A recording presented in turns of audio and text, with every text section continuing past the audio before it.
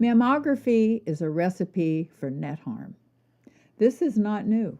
We've been talking about this for at least 15 years, and it's fallen on the deaf ears of most radiologists. It's really frustrating. You know, we've had multiple conferences where we've talked about the different ways to screen for breast cancer, and the radiologists are almost like it's a religion. They maybe that's because they're so involved in it. It's their careers, particularly the ones that are just in mammography. Well, it's their business, and they don't want to learn something new either. Right. So a lot of assumptions have been made just because I think that they want to keep doing what they thought was probably a good test, but a lot of data has been presented that doesn't show that. Well, now it's big in mainstream medical literature. And if mammograms were a drug, the FDA would never pass them, approve them. There'd be no chance. There are too many flaws, as we'll talk about.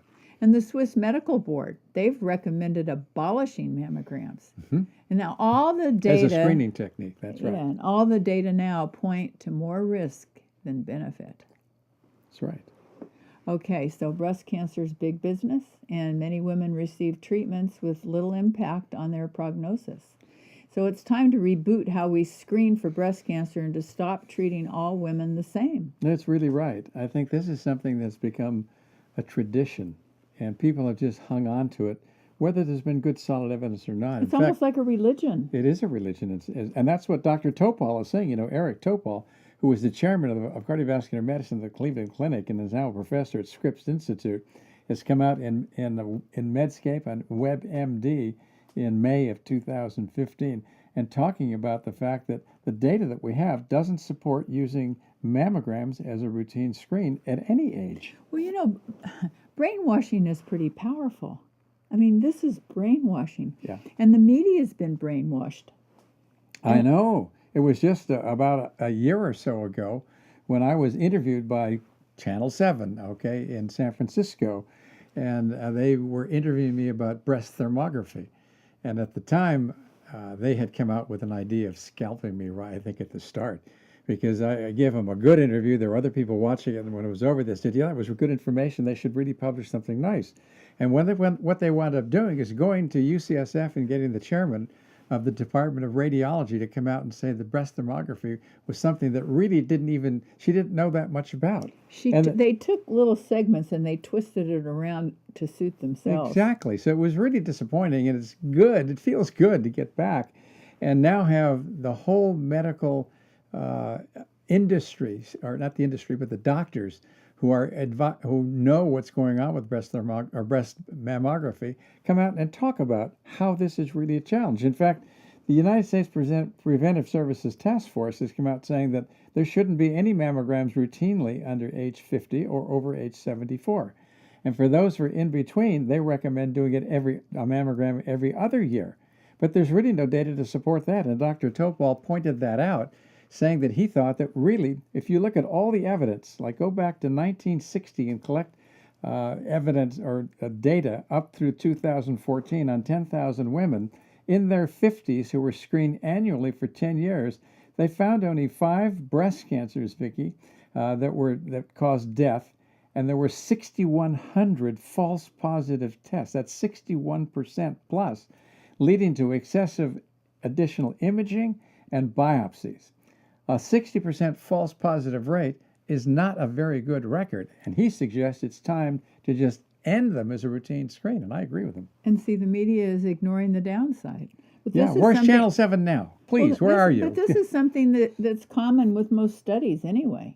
When they do studies, a lot of times they only want to publish the positive results. Oh, that's traditional, and that's what we do. Whenever something is positive and it has some kind of return on investment, or it's supporting something that people are engaged in because they're making a profit from it, you can bet that that's what gets published. But when there's something that's negative, very often it doesn't get published at all because they don't want to have information published that's going to destroy their point of view and their income. Well, maybe we could just briefly talk about what some of the downsides are, like overdiagnosis and false positives. Absolutely. And doing biopsies that aren't really necessary. Sure, and look at the psychological trauma that women go through. Oh, you've got something here on your mammogram. We're not quite sure what it is. Let's do some more x-rays, which is, again, increasing your risk for cancer. They didn't talk about that. Dr. Topol could have talked about that, too. And it's not the right way to go. I mean, But we don't want to leave people with like, well, then what do I do? Because there are some other choices out there. You know, we've talked about those before too, but maybe the mainstream will start to pay attention now. The radiologists need to learn how to do breast thermography for one thing. Absolutely. We need the radiologists. I'm not suggesting that radiologists are people who can't be the best ones to do it. In fact, they are the best ones to do it. What they need to do is learn about it and take some courses on how to read it and integrate that into what we're already doing to screen for breast cancer. Because we can't go on just using mammograms, so there's something else that has to come and take its place. And then also, what about genomics? Well, medical genomics is really making great progress, and that's one of the things Dr. Topol is an expert in down at Scripps. And we can do screening tests now for the BRCA gene and many, many other kinds of cancers for very little cost. It's not like blood tests and saliva tests. Yes, and I mean that was done. Look at 23andMe and some of the other tests that are out there. I mean, we're looking at an issue there that's really economically possible to support, but that's not what's happening because people are still thinking it's going to cost $3,000 to do a BRCA gene test, which was the case until maybe a year or so ago. It's really too bad to take advantage of the public like that, you know?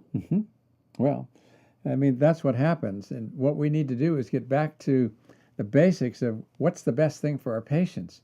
How do we screen for breast cancer and have it be a worthwhile thing without too many false positives and negatives and too many people getting overtreated? And we're treating cancers that shouldn't be treated or calling cancers like the ductal carcinomas in situ. I mean, 98% of those don't go on to kill you. 2% do, but you can follow them. And people that have those insist that they have breast cancer. Well, they're afraid. The doctor tells you, well, you've got a 2% chance of this being cancer. What do you want to do? Well, I think we should do something, don't you? And usually what happens is that surgery, radiation, and chemotherapy, that 98% of the time is not indicated.